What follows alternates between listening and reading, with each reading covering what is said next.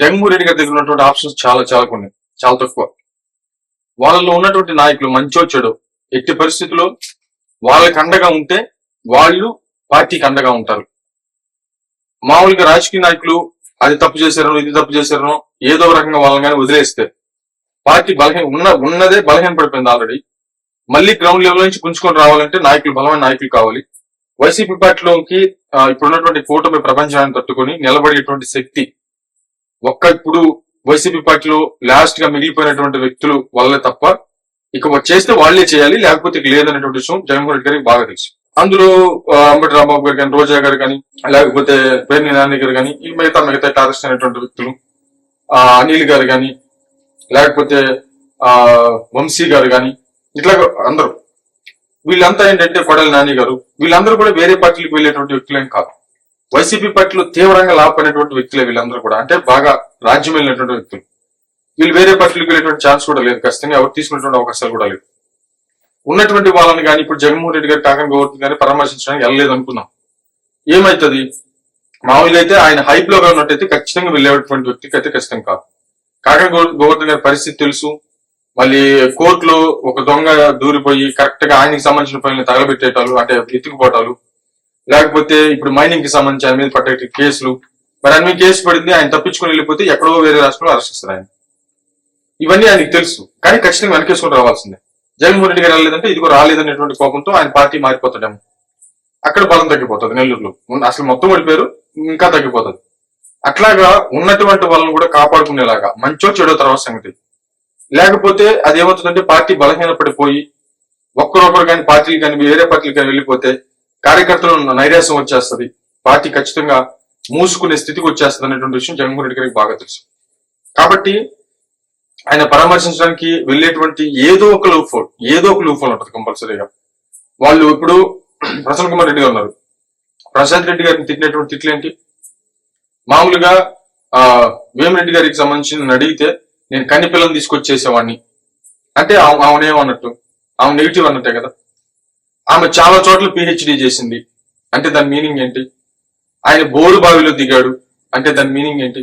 కన్ని పిల్లలకి నేను పెళ్లి చేసేవాడిని అంత కోరుకుంటే బోరు బావిలో దిగాడంటే ఏంటి? అంటే ఒక ఆడవాళ్ళని అనకూడనటువంటి మాటలు ఇండైరెక్ట్ గానే పచ్చి మాటలు మాట్లాడు.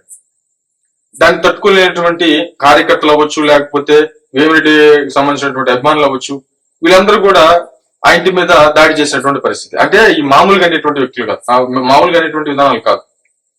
మామూలుగా పార్టీ ఆఫీస్ మీద, టీడీపీ పార్టీ ఆఫీస్ మీద ఎందుకు దాడి చేశారు? అప్పుడు పట్టాభి గారు అన్నటువంటి మాటల్ని బేస్ చేసుకొని చేశారు. జగన్మోహన్ రెడ్డి గారు అయితే ఎందుకంటే దాడి చేశారంటే మాకు కాలింది, భయంకరమైనటువంటి మాటలు మాట్లాడారు అని చెప్పేసి చెప్పారు. ఇప్పుడు వీళ్ళు దాడి చేశారు, అప్పుడు వాళ్ళకేం కోపం వచ్చిందంట. జగన్మోహన్ రెడ్డి గారికి సంబంధించిన కార్యకర్తలకు అప్పుడు కోపం వచ్చింది వాళ్ళకి అని చెప్పేసి అంటే, ఇప్పుడు ప్రశాంత్ రెడ్డి గారికి సంబంధించి మాట్లాడితే మరి వాళ్ళ కార్యకర్తలకు కోపం రాదా? అంటే అప్పుడు న్యాయమైంది, ఇప్పుడు అన్యాయం ఎలా అవుతుంది? దీని గురించి ప్రస్తావించడం పరిస్థితి లేదు. జగన్మోహన్ రెడ్డి గారు రోజా గారి గురించి మాట్లాడుతున్నారు. రోజా గారిని ఇప్పుడు ఈ గాలి భానుప్రకాష్ అనేటువంటి ఆయన చాలా చెడ్డ మాటలు మాట్లాడాడని చెప్పేసి దారుణమైనటువంటి మాటలు మాట్లాడడం నొక్కి మరీ చెప్పి జగన్మోహన్ రెడ్డి గారు చెప్పారు. ఆయన మాట్లాడింది ఏంటి? వ్యాంప్ క్యారెక్టర్ కి ఎక్కువ, హీరోయిన్ కి తక్కువ అనేటువంటి విధంగా సినిమాల విధానం నుంచి మాట్లాడాడు. అయినా కూడా ఒక లేడీని మాట్లాడటం అనేది ఖచ్చితంగా తప్పైనటువంటి విషయం. అట్లాగే ఆమె స్టిక్ అవ్వలేదు. మామూలుగా మళ్ళీ ఎలాంటి కామెంట్స్ చేసింది?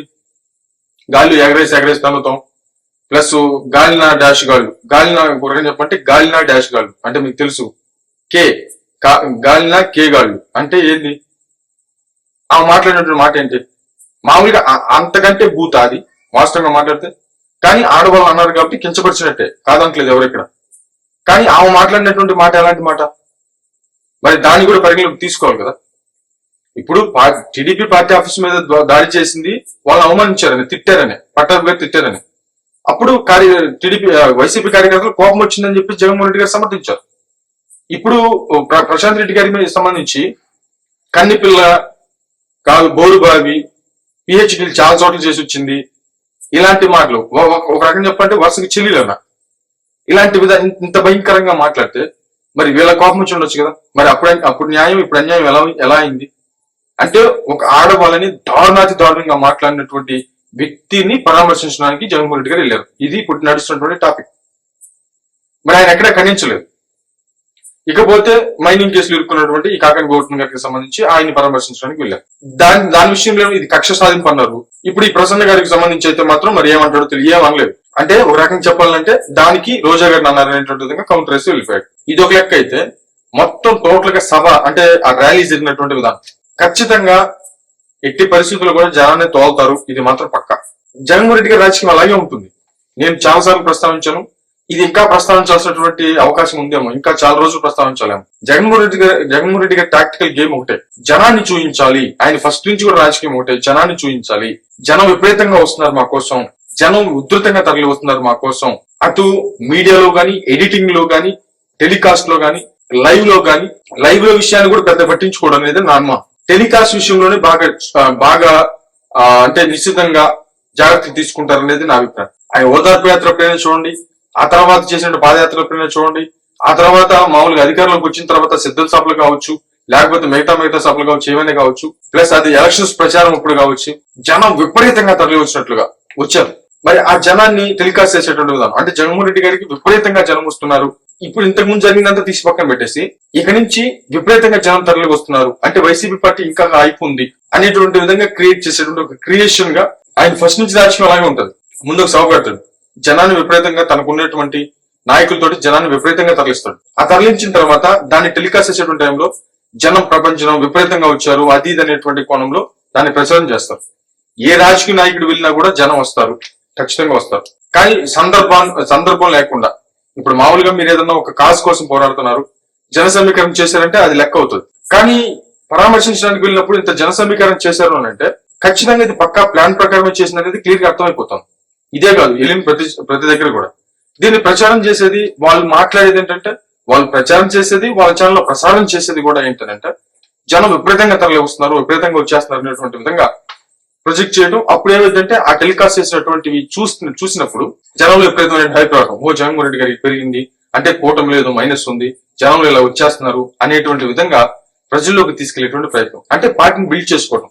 అదేం తప్పు కాదు, ఇప్పుడు నేను తప్పేమంటలేదు. కానీ జగన్మోహన్ రెడ్డి గారు ఫస్ట్ నుంచి కూడా అవలంబించినటువంటి ట్రిక్ ఇదే, దట్ ఈస్ జగన్మోహన్ రెడ్డి గారు.